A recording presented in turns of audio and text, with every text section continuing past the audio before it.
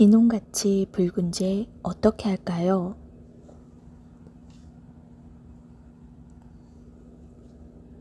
자신의 죄 때문에 절망해 본 적 있습니까?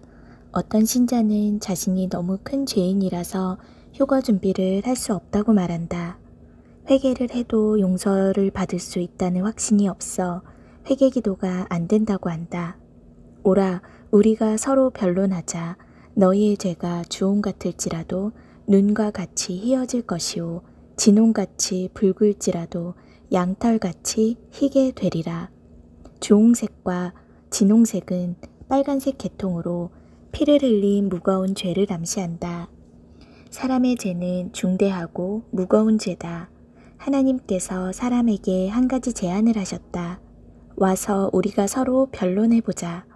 변론이란 법전 용어다. 회개에 앞서 일단 잘잘못을 가리자는 의미다. 왜냐하면 회개의 필요성도 느끼지 못하기 때문이다. 회개하지 않아도 믿음으로 구원받는 교리 때문에 많은 신자들이 망하는 길로 간다. 예수께서는 회개를 강조하셨다. 너희도 회개하지 않으면 다 이와 같이 망하리라.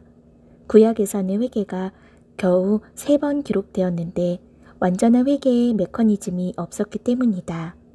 노아 대홍수 전에는 회개의 개념이 거의 없었던 것으로 보인다. 아담이 회개했다는 기록을 볼 수 없다.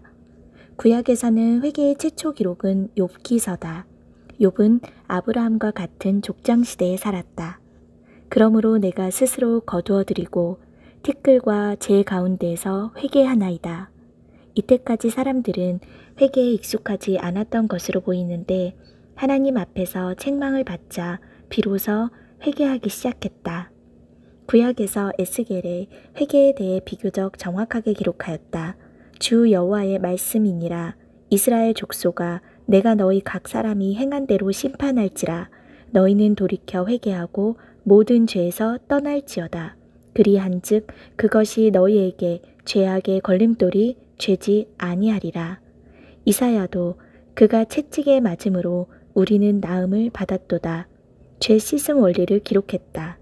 구약에서 제사함은 불완전한 동물의 피로 씻어냈는데 단회성이고 죄를 지을 때마다 동물을 잡아야 했다.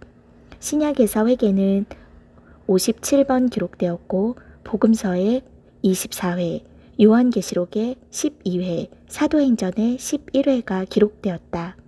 신약에서 죄 씻음의 메커니즘은 예수의 피로 완전해졌다. 예수의 피가 뿌려지는 과정은 회개에서 일어난다. 예수의 피가 없으면 회개의 메커니즘은 일어날 수 없다. 회개가 없으면 피가 불필요하고 피가 없으면 예수의 희생도 무의미하다는 결과를 내포한다. 회개는 죄 때문에 일어나는 과정이다. 죄는 오직 회개 기도로 씻어지고 말씀으로 거룩해진다. 우리의 죄는 주홍 같고 진홍색처럼 심각한 수준이다. 어떻게 이렇게 짙은 죄를 눈처럼 양털처럼 희게 씻어낼 수 있는가? 그 놀라운 신비는 예수의 피 때문이다. 진정한 회개란 예수의 피로 씻겨지는 과정뿐 아니라 삶의 변화가 따라와야 한다. 베드로가 몇 번이나 용서해야 합니까? 질문했을 때 예수께서는 7번씩 70번이라도 용서하라 말씀하셨다. 이 말씀은 우리가 용서의 횟수를 계산하지 말고 용서하라는 의미지만 주님께서도 우리가 용서를 구할 때 횟수에 관계없이 용서해 주신다는 의미다. 그러나 용서의 횟수는 성숙함과 관련되어 있다. 죄를 반복적으로 지으며 용서의 횟수가 많을수록 성숙함에 도달하기 힘들다. 반대로 회개 기도를 못하는 신자들이 있다. 1. 자신의 죄를 깨닫지 못하는 경우. 2. 죄를 습관적으로 즐기는 경우. 3.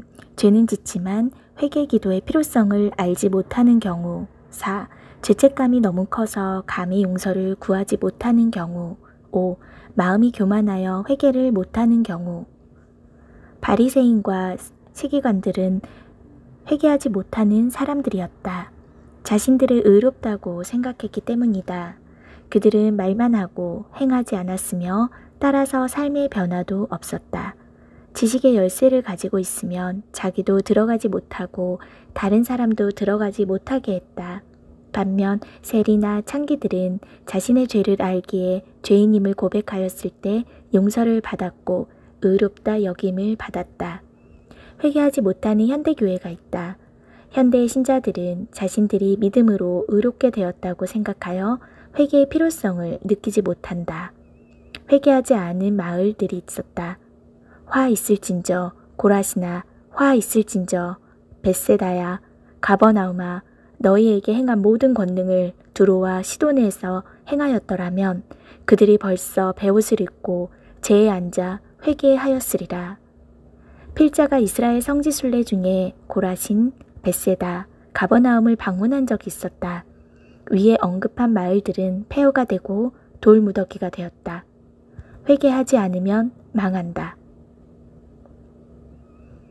누가복음 15장은 회개장으로 불릴 만큼 3개의 비유가 나온다. 1. 잃은 양. 2. 잃은 드라크마. 3. 잃었던 아들이다. 3개 비유의 공통점은 잃었다가 찾은 것이다. 잃었던 것에서 찾은 것 사이에는 회개가 있다. 잃은 양을 찾기 위한 목자의 수고가 있었고 드라마크를 찾기 위해 온 집안 구석을 뒤졌고 탕자는 품꾼의 아들로 자신을 낮추어 회개했다. 저절로 되는 결과를 만들어내는 것은 세상에 없다. 믿음이란 추상적인 개념이 아니다. 믿음은 그의 내부에서 흘러나와 삶에 반영시켜 영향력을 행사해야 한다. 어리석은 자들은 말만 하거나 세상이 저절로 돌아가기를 바란다. 세상은 심판이 예고되어 있는데 신자들이 타락하지 않았다면 왜 심판을 하겠는가? 온갖 가증한 죄의 한가운데 살면서 거짓 평안을 선포하는 자들이 너무 많다. 다른 공통점은 이 비유의 클라이맥스인 기뻐함이 있다는 사실이다. 심지어 하늘의 천사들도 요란하게 기뻐한다. 천사들이 기뻐하는 이유는 무엇인가? 천사들은 거룩한 천사 무리와 타락한 천사 무리가 있다. 이들은 각각 사람을 자기 진영으로 가입시키기 위해 아주 열심히 일한다. 가입한 사람의 숫자가 많아질수록 그들은 기뻐한다. 회개에는 넌센스가 있다. 이와 같이 죄인 한 사람이 회개하면 하늘에서는 회개할 것 없는 99명으로 말미암아 기뻐하는 것보다 더하리라. 회개할 것이 없는 죄인은 실제로 존재하지 않는다. 누군가 회개하지 않아도 된다고 주장하는 것은 넌센스다. 탕자인 작은 아들의 죄는 작은 죄가 아니다. 죽었다가 다시 살아날 정도의 죄에 속한다.